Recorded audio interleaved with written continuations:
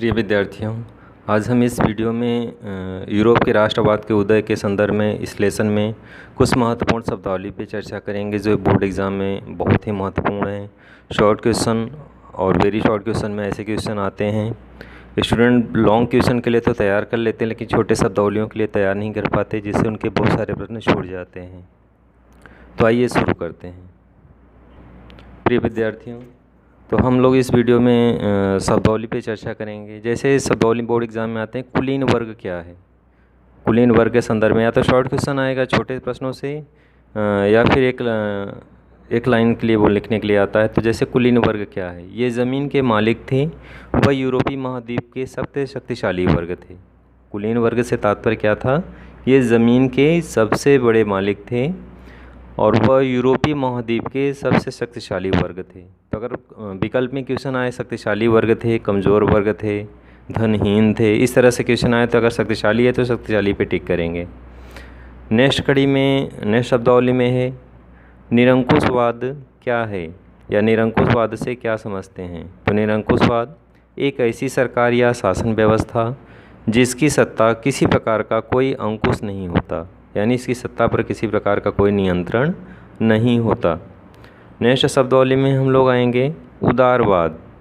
उदारवाद Latin शब्द liberalism शब्द Latin भाषा के मूल शब्द लिबर पर आधारित है, जिसका अर्थ है स्वतंत्रता। नए मध्यम वर्ग के लिए उदारवाद का अभिप्राय था व्यक्ति के लिए आज़ादी व कानून के समक्ष समानता। तो यहाँ आज़ादी व कानून के समक्ष समानता से तात्पर्य था। नेक्स्ट शब्दावली में जनमत संग्रह आया है कि जनमत संग्रह क्या है, या जनमत संग्रह से क्या समझते हैं। तो जनमत संग्रह एक प्रत्यक्ष मतदान प्रणाली थी जिसके द्वारा एक क्षेत्र की सारी जनता से किसी प्रस्ताव को स्वीकार या अस्वीकार करने के लिए पूछा जाता था। तो इस तरह से जनमत संग्रह का ये तात्पर्य है। नेक्स्ट शब्दावली में है रूढ़िवाद। कई बार बोर्ड एग्जाम में भी आ चुका है। रूढ़िवाद क्या है, एक ऐसा राजनीतिक दर्शन जो परंपरा, स्थापित संस्थानों, पौराणिक परंपराओं और रीति रिवाजों पर बल देता है। तो रीति रिवाज के संदर्भ में अगर वैकल्पिक क्वेश्चन में भी कभी कभी आ जाता है कि ये परंपराओं या रीति रिवाजों पे बल देता है या आधुनिक विचारों पे बल देता है, ऐसे भी पूछ लेता है शॉर्ट मतलब वैकल्पिक क्वेश्चन में। तो आप लोग टिक किस पर करेंगे कि रूढ़िवाद संबंधित है परंपराओं और रीति रिवाजों पर। नेक्स्ट महत्वपूर्ण शब्दावली में हम लोग देखेंगे यूटोपिया क्या है। ये भी महत्वपूर्ण प्रश्न है, आता है हमेशा। यूटोपिया यानी कल्पनादर्श, एक ऐसे समाज की कल्पना जो इतना आदर्श है कि उसका साकार होना लगभग असंभव होता है। तो यूटोपिया कभी कभी वैकल्पिक क्वेश्चन आता है कि यूटोपिया संबंधित है पुरातन व्यवस्था से, पुरातन विचारों से, या आधुनिक विचारों से संदर्भित है, या आदर्श परंपराओं से संबंधित है, या किससे संबंधित है। तो आप इस लाइन को अगर अच्छे से समझ जाएंगे कि यूटोपिया मतलब कल्पनादर्श, कल्पना पर आधारित एक ऐसे समाज की कल्पना की गई है जो इतना आदर्श है कि उसका साकार होना लगभग असंभव है, संभव नहीं हो सकता। नेक्स्ट हम लोग महत्वपूर्ण शब्दावली पे चलेंगे रूमानीवाद। रूमानीवाद एक ऐसा सांस्कृतिक आंदोलन था जो एक खास तरह की राष्ट्रीय भावना का विकास करना चाहता था। तो रूमानीवाद संबंधित था सांस्कृतिक आंदोलन से जो एक खास तरह की राष्ट्रीय भावना का विकास करना चाहता था। कभी कभी विकल्प क्वेश्चन में भी आ जाता है रूमानीवाद संबंधित है राष्ट्रीय भावनाओं को विकास करने वाले से। तो इस तरह से भी आप लाइन को अच्छे से समझेंगे जिससे आप जो है उस पर विकल्पी क्वेश्चन को अच्छे से कर सकें। नेक्स्ट महत्वपूर्ण शब्दावली में आया है नारीवाद। ये जो है लघु उत्तरीय प्रश्न में भी आता है, अति लघु में भी आता है। तो लघु उत्तरीय प्रश्न के रूप में देखेंगे इसे हम लोग। स्त्री पुरुष को सामाजिक, आर्थिक एवं राजनीतिक समानता की सोच के आधार पर महिलाओं के अधिकारों और हितों का बोध नारीवाद है। तो यहाँ पे समझ में आ गया कि ये राजनीतिक समानता की, आर्थिक व सामाजिक है, राजनीतिक है, इन सभी की समानता की सोच के आधार पर महिलाओं के अधिकारों और हितों का बोध कराता है। इसी को नारीवाद कहते हैं। नेक्स्ट शब्दावली में है जुकर्स। जुकर्स क्या है, प्रजा की एक सामाजिक श्रेणी का नाम जिसमें बड़े बड़े ज़मींदार शामिल थे। तो इस तरह से महत्वपूर्ण शब्दावली में ये था। नेक्स्ट शब्दावली है ज़ाल्वेराइन।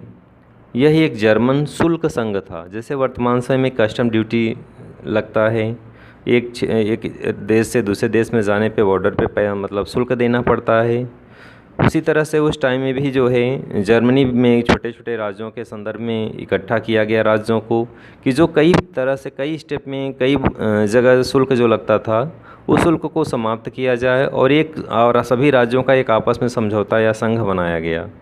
तो इस तरह से ज़ाल्वेराइन एक जर्मन शुल्क संघ था जिसमें अधिकांश जर्मन राज्य शामिल थे। इस चीज़ को आपको समझना है कि कस्टम ड्यूटी थी और इन राज्यों के सहमति के आधार पर ये बना था। यह संघ 1834 में प्रशा की पहल पर स्थापित हुआ। तो इस चीज़ को भी अंडरलाइन करेंगे, किसके पहल पे? प्रशा की पहल पर 1834 में। इसमें विभिन्न राज्यों के बीच शुल्क अवरोधों को समाप्त कर दिया गया और मुद्राओं की संख्या 2 कर दी गई, जो पहले 20 से भी अधिक थी। यह संघ जर्मनी के अधिकांश क्षेत्रों में लागू था। तो जर्मनी के आर्थिक एकीकरण का ये प्रतीक था। कभी कभी शॉर्ट क्वेश्चन इसमें 3-4 वेरी शॉर्ट क्वेश्चन बन रहे हैं। किससे प्रतीक था? आर्थिक एकीकरण से। और किसकी पहल पे था ये? प्रशा की पहल पे। ये संघ जो है कब स्थापित हुआ? 1834 में। तो इस तरह से ये महत्वपूर्ण शब्दावली थी। अब हम लोग कुछ महत्वपूर्ण प्रश्नों पे चर्चा करेंगे। बोर्ड एग्जाम में इस लेसन से, ये पहला लेसन से महत्वपूर्ण बहुत सारे प्रश्न बोर्ड एग्जाम में आते हैं। आप बहुत आसानी से इसको समझ सकते हैं। जैसे फ्रेडरिक सारियू कौन था? ये प्रश्न है शॉर्ट क्वेश्चन में, बहुत ही महत्वपूर्ण प्रश्न है। फ्रेडरिक सारियू कौन था? ये एक फ्रांसीसी चित्रकार था। फ्रेडरिक सारियू कौन था? फ्रांसीसी चित्रकार। नेक्स्ट क्वेश्चन है शॉर्ट क्वेश्चन में, वेरी शॉर्ट क्वेश्चन में, अष्टरेनन कौन था? तो अष्टरेनन क्या था? एक फ्रांसीसी दार्शनिक। नेक्स्ट क्वेश्चन है जर्मन राष्ट्र का रूपक क्या था? वह किसी बात का प्रतीक था। तो इसमें क्या निकल के आएगा उत्तर? जर्मेनिया, जर्मन बलूत वीरता का प्रतीक था। नेक्स्ट महत्वपूर्ण क्वेश्चन है मॉन्टेस्क्यू ने किस सिद्धांत का प्रतिपादन किया था? तो मॉन्टेस्क्यू ने शक्ति पृथक्करण का सिद्धांत या अधिकार विभाजन का प्रतिपादन किया था। शक्ति पृथक्करण क्या यहाँ शब्द आया है? तो शक्ति पृथक्करण से तात्पर्य है शक्ति का विभाजन। शक्ति का विभाजन राष्ट्र के अलग अलग भागों में डिवाइड करना, जैसे व्यवस्थापिका में, कार्यपालिका में, न्यायपालिका में। इस तरह से शक्ति का विभाजन मॉन्टेस्क्यू ने किया था। नेक्स्ट क्वेश्चन है कौन सी विश्वविख्यात घटना को राष्ट्रवाद की पहली स्पष्ट अभिव्यक्ति माना जाता है? तो फ्रांसीसी क्रांति को राष्ट्रवाद की पहली अभिव्यक्ति। सबसे महत्वपूर्ण ये प्रश्न है विकल्पी क्वेश्चन के लिए भी, शॉर्ट क्वेश्चन के लिए। लेसन 1 से इस तरह के क्वेश्चन बहुत ही महत्वपूर्ण हैं। कौन से विख्यात घटना को राष्ट्रवाद की पहली स्पष्ट अभिव्यक्ति मानी जाती है? तो फ्रांसीसी क्रांति। नेक्स्ट क्वेश्चन है ज़ाल्वेराइन क्या था? वह किस प्रकार वह जर्मनी के आर्थिक एकीकरण का प्रतीक था? तो शॉर्ट क्वेश्चन में, वेरी शॉर्ट क्वेश्चन में इस तरह से शुल्क संघ को कई बार आया है। तो यह एक जर्मन शुल्क संघ था जो अधिकांश जर्मन राज्य इसमें शामिल थे। 1834 में स्थापित इस संघ ने विभिन्न जर्मन राज्यों के बीच शुल्क अवरोधों को समाप्त किया व मुद्रा की संख्या 30 से 2 कर दी। इस प्रकार यह आर्थिक एकीकरण का प्रतीक था। नेक्स्ट क्वेश्चन है मैथनी द्वारा स्थापित 2 भूमिगत संगठनों के नाम लिखिए। मैथनी द्वारा स्थापित भूमिगत संगठनों के नाम लिखिए। तो फर्स्ट है यंग इटली, सेकंड है यंग यूरोप। नेक्स्ट क्वेश्चन है महत्वपूर्ण में 19वीं सदी में ऐसी कौन सी ताकत उभरी जिसने यूरोप की राजनीतिक और भौतिक दुनिया में भारी परिवर्तन किए? तो इसका आंसर क्या निकल के आएगा? राष्ट्र राज्य का उदय। नेक्स्ट है बाल्कन क्षेत्र के निवासियों को क्या कहा जाता था? स्लाव। बाल्कन क्षेत्र के निवासियों को स्लाव कहा जाता था। नेक्स्ट क्वेश्चन वियना कांग्रेस किस वर्ष आयोजित की गई? वियना कांग्रेस, इसके पहले हम लोग वीडियो पे चर्चा कर चुके हैं। वियना कांग्रेस क्या है, कहाँ पर आयोजित की गई थी? तो वियना कांग्रेस जो है 1815 में वियना शहर में आयोजित किया गया था। नेक्स्ट क्वेश्चन 1815 की वियना संधि से किसका संबंध है? तो 1815 की वियना संधि से ड्यूक मेटरनिक का संबंध है। नेक्स्ट क्वेश्चन है नेपोलियन युद्धों के दौरान हुए बदलावों को खत्म करना किस संधि का उद्देश्य था? तो वियना संधि। इसका आंसर जो निकल के आएगा वियना संधि। किसने कहा, नेक्स्ट क्वेश्चन है, किसने कहा था कि जब फ्रांस छींकता है तो बाकी यूरोप को सर्दी जुकाम हो जाता है? ये एक स्टेटमेंट था, कथन था मेटरनिख का। मेटरनिख ने इस तरह का कथन दिया था। किस संधि ने यूनान को एक स्वतंत्र देश के रूप में मान्यता दी? कॉन्स्टेंटिनोपल ने। तो किस देश को यूनान को एक स्वतंत्र देश के रूप में मान्यता दी? तो कॉन्स्टेंटिनोपल संधि थी, इसी के माध्यम से मान्यता दी गई। आयरलैंड, अगला प्रश्न है, आयरलैंड में प्रोटेस्टेंट के विरुद्ध आंदोलन का नेतृत्व किसने किया था? तो वोल्फटोन ने किया था। नेक्स्ट क्वेश्चन है, आंखों पर पट्टी बांधे हुए तराजू लिए हुए महिला किस बात का प्रतीक है? न्याय का प्रतीक है। तो इस तरह से ये सारे महत्वपूर्ण प्रश्न थे। कुछ और प्रश्न आते हैं जो लघु उत्तरी के रूप में पूछे जाते हैं, जैसे यूरोप के राष्ट्र के विचार के निर्माण में संस्कृति ने किस प्रकार महत्वपूर्ण भूमिका निभाई? यानी यूरोप के राष्ट्र के विचार के निर्माण में संस्कृति ने किस प्रकार महत्वपूर्ण भूमिका निभाई? तो इसमें आंसर में निकल के आएगा, कला, काव्य, कहानियों, संगीत ने राष्ट्रवादी भावनाओं को विकसित किया। तो कला से, आर्टिस्ट के माध्यम से लोगों को अंदर राष्ट्रीयता की भावना जागृत की जाती है। काव्य व कहानियाँ, जिसमें लेखक अपनी रचनाओं के माध्यम से, कहानियों के माध्यम से लोगों में राष्ट्रवादी भावनाओं का संचार करते हैं। संगीत के माध्यम से भी लोगों को उनके अंदर राष्ट्रीयता की भावना जागृत की जाती है। नेक्स्ट पॉइंट है लोकगीत, जन काव्य व लोक नृत्य। तो इस तरह से भी लोगों को राष्ट्रीयता की भावना उनके अंदर जागृत की जाती है।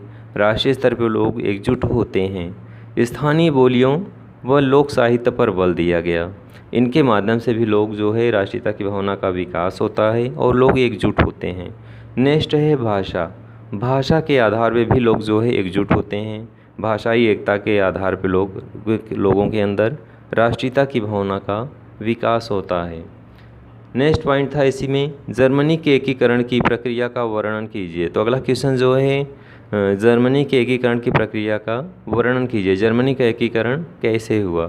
तो इसका आरंभ जो है विलियम प्रथम के प्रशा के सिंहासन पर आसीन होने से प्रारंभ होता है। बिस्मार्क द्वारा जर्मन एकीकरण की भूमिका तैयार की जाती है और नेक्स्ट में वियना कांग्रेस के माध्यम से इसकी प्रक्रिया आगे बढ़ती है। नेक्स्ट है क्वेश्चन, यूरोप में राष्ट्रवाद के उत्थान के लिए कौन से कारण उत्तरदायी थे? प्रश्न क्या है, यूरोप में राष्ट्रवाद के उत्थान के लिए कौन से कारण उत्तरदायी थे? आंसर है यूरोप पर प्रभाव, राष्ट्र राज्यों का उदय, लोकतंत्री सिद्धांत को बढ़ावा, सामाजिक, राजनीतिक और आर्थिक समानता पर बल, अन्य राष्ट्रों में मानवीय अधिकारों की मांग, निरंकुश राजतंत्रों में क्रांतिकारी प्रतिक्रियाएं। तो इस तरह से इसका आंसर ये निकल के आया। लास्ट में हम लोग अध्ययन करेंगे, थोड़ा सा चर्चा करेंगे प्रतीक। इसमें विकल्पी क्वेश्चन आता है कि प्रतीकों का संदर्भ जो है, इसका अर्थ ये है, इनमें 4 विकल्प रहेंगे, आप उनमें से आपको चुनना होगा। जैसे टूटी हुई बेड़ियों के प्रतीक का अर्थ क्या होगा या महत्व क्या है या किससे संबंधित है? आज़ादी मिलना। टूटी हुई बेड़ियों का महत्व या प्रतीक का अर्थ किससे जोड़ेंगे हम लोग? विकल्पी क्वेश्चन आएगा तो आज़ादी मिलना। सेकंड है बाज छाप वाला कवच, इसका महत्व है या संबंधित है जर्मन समुदाय की प्रतीक शक्ति। थर्ड है बलूत पत्तियों का मुकुट, यह संदर्भित है वीरता से। फोर्थ है तलवार, इसको किससे संबंधित किया जाएगा या विकल्प में किसको चुनेंगे? मुकाबले की तैयारी। नेक्स्ट है तलवार पर लिपटी जैतून की डाली, इसको संदर्भित करेंगे शांति की चाह। नेक्स्ट है काला, लाल और सुनहरा कलर है, ये किससे संदर्भित करेंगे? 1848 में उदारवादी राष्ट्रवादियों का झंडा, जिसे जर्मन राज्यों के ड्यूक्स ने प्रतिबंधित कर दिया। और लास्ट है उगते सूर्य की किरणें, जिसको हम लोग संदर्भित करेंगे एक नए युग का सूत्रपात तिरंगा। तो इस तरह से हमारे यहाँ ये जो है प्रतीक और इसका क्या महत्व है, हम लोग एक दूसरे को देखें मिला करके विकल्पी क्वेश्चन में आता है। प्रिय विद्यार्थियों, ये लास्ट जितने क्वेश्चन आपको बताए हैं बोर्ड एग्ज़ाम के दृष्टिकोण से बहुत ही महत्वपूर्ण है। इस लेसन को इस लेसन को ही नहीं, संपूर्ण एसएसटी को रटने की प्रवृत्ति के बजाय आप लोग इसको समझें और बेहतर तरीके से जो है समझ करके, मनन करके, चिंतन करके बोर्ड एग्ज़ाम में से अच्छे अंक आप प्राप्त कर सकते हैं। धन्यवाद।